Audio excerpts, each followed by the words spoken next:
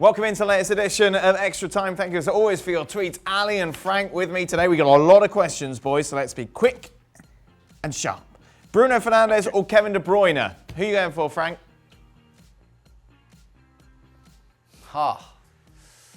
Right now, since the beginning of the season, I would say Bruno Fernandes. Oh. But since I've seen, for so many years I've followed De Bruyne, I keep my choice for De Bruyne for the whole season I've seen of the past 2 or 3 seasons back.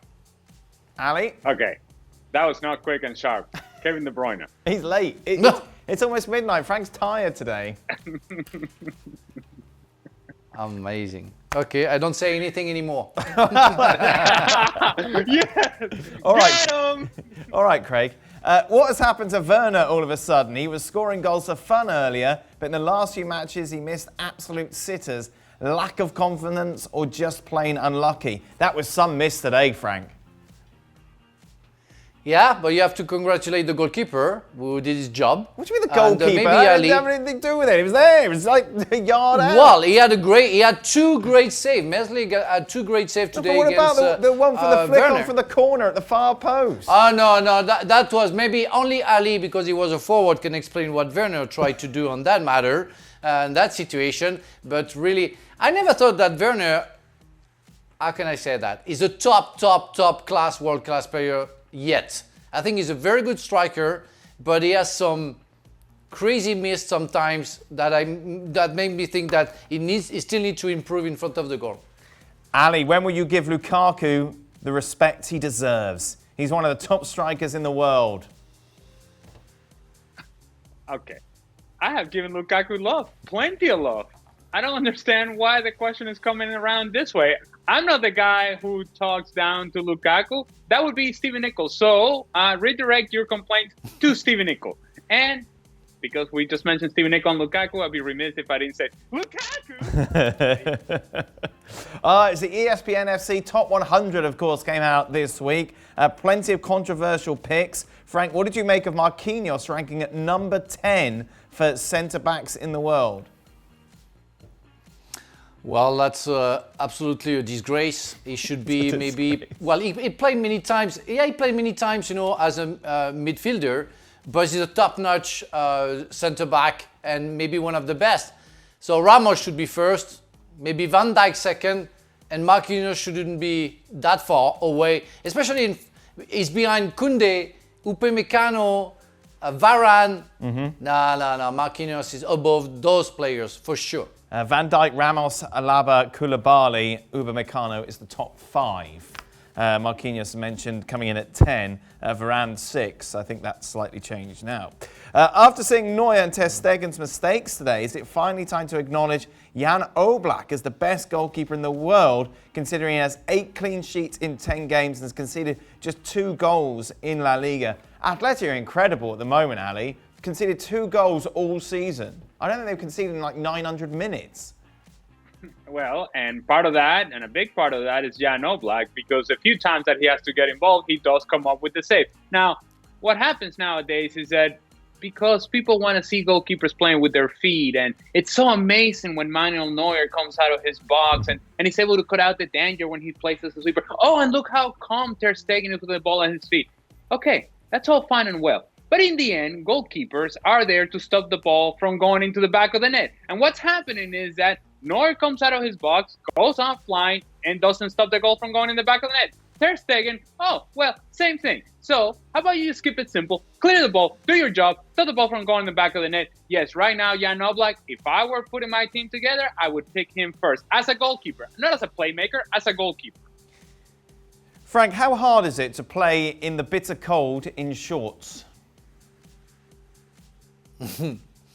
Well, it's a nightmare when you come back in fact from the dressing room in the second half, right? Where, well, you can be cold in the first half and you go back and you get a little bit warmer, and then you have to go back on the field. And it happened to me that I was really shaking before starting running a lot to forget about the cold. But it's mostly our hands who suffered more than our legs. What do you prefer, cold or hot? I prefer cold. Really? I prefer cold, yeah. Yeah. I can't stand the hot. I can't stand the hot because maybe the fact that I have no hair, so Right. I get maybe sunburn very quickly and a headache. No, I prefer the cold. When you played in Qatar, it must have been really hot, Frank. Yes, and the first time that I trained, we went to Dubai for the preseason, and it was like 9 p.m. and I had a pack of ice in my hand because I couldn't run. It was already like 100 degrees, but at 9 p.m. and I couldn't run. And you get used to it. I finished my last game. I was 37 years old, and it was a final of the EMEA Cup, and I played the like 2 hours with we had extra time, and I played, and I was okay because you get used to it. Well, I have a question. all that Quick money question, kept you man. warm, didn't it, I know Frank? you want it quick and sharp, but why is Frank holding a bag of ice in his hands if the problem was running? Don't quite understand the connection there. Now, because I was too hot and I was putting the ice on my head because I was so hot. It was like I was burning without sun. What contribution does De Jong make to Barcelona, Ali? He's played 38 games in La Liga, 2 assists, 2 goals. He's not worth 75 million euros. Well, based upon that level of productivity or lack thereof, yes, you may say that he's not worth that, but that's what the market valued him at, and that's what Barcelona paid for him. Now, if you can just put that to the side and you just evaluate the performances as a whole, Frenkie de Jong has been solid for Barcelona, but he hasn't been spectacular. He hasn't been eye-opener. He hasn't been all of a sudden it's like, look, this guy, when he shows up, there's something special about him. He's been a good player, but nothing spectacular. And I think Barcelona were expecting spectacular, and it just hasn't happened yet.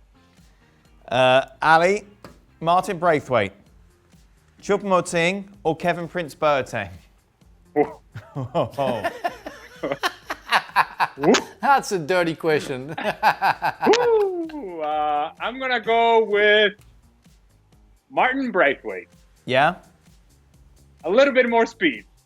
That's true. That's all I got for you. Yeah, he had that breakaway today, didn't he? Keith made a good save. I keep him at a good save. Frank, are mince pies popular in France?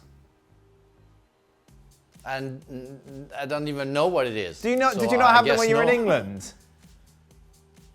No. I don't eat anything in England. I was bringing my food from France. I had a special catering bringing the food from France. I always said, I accept the beer from England, the music from England, but about the wine and the food, I will stay Italian, French, Spanish a little bit, and that's it. That's it? Mince pies are delicious. Yeah. You wouldn't have had them, Ali, no? I've had mince pie, yeah. Have you? Yeah, but that's when I've gone to England because, it wasn't in my budget to bring food from Venezuela when I was in England. So I just bought the mince pie from the corner. But we might be talking about different mince pies, Ali. Are you thinking beef pie? Well, isn't that what it is? Ground beef? No, it's a sweet pie that we only have at Christmas. They're delicious. They're really nice. Oh, well, no, I haven't had mince pie then. Frank, have you ever been to India? When and why? Yes, 2012 in Mumbai to work for Neo Sports Television during the European Championship. 3 weeks, 4 weeks. Very interesting. Discover Mumbai. The differences of culture was very hard, I have to say. It was very hard to accept it. Oh. Finally, which holiday would I have more fun attending? Bastille Day in France or Carnival in Venezuela? Excluding New Year's and Halloween, Dan, is the biggest party holiday in England bonfire night. Okay, well let's do your where would you suggest? Carnival in Venezuela, I imagine, Ali, yes? Every day in Venezuela. Every day in Venezuela. Doesn't have to be Carnival in Venezuela. Frank, is Bastille Day your biggest party day in France?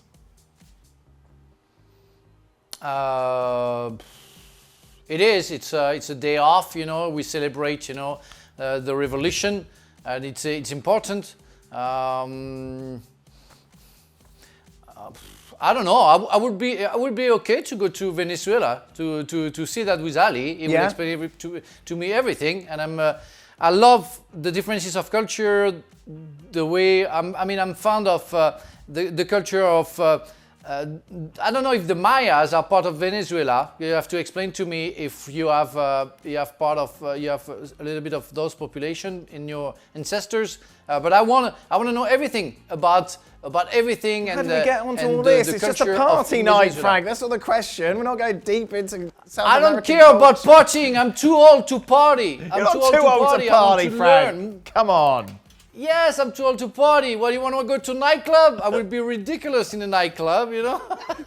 I just want to go with a glass of wine with Ali in Venezuela in the terrace. That would be nice. That's it. That'd be nice. Regarding the England holiday, Bonfire Night isn't really a big holiday. Halloween's not a big holiday. Christmas Eve is quite big. Anything around Christmas, basically December is just big party time in England because there's lots of office parties and all that sort of stuff. So that's why I would suggest would be a good time to go to England and enjoy the party spirit. On that note, any other cultural questions you'd like to bring up, Frank? No? Good. You can join us on ESPNFC. We will be back tomorrow. North London derby, isn't it? Tottenham against Arsenal. Well, thank you very much for watching ESPN on YouTube. For more sports highlights and analysis, be sure to download the ESPN app. And for live streaming, premium content, and let's not forget as well, ESPNFC 7 days a week. Subscribe to ESPN+.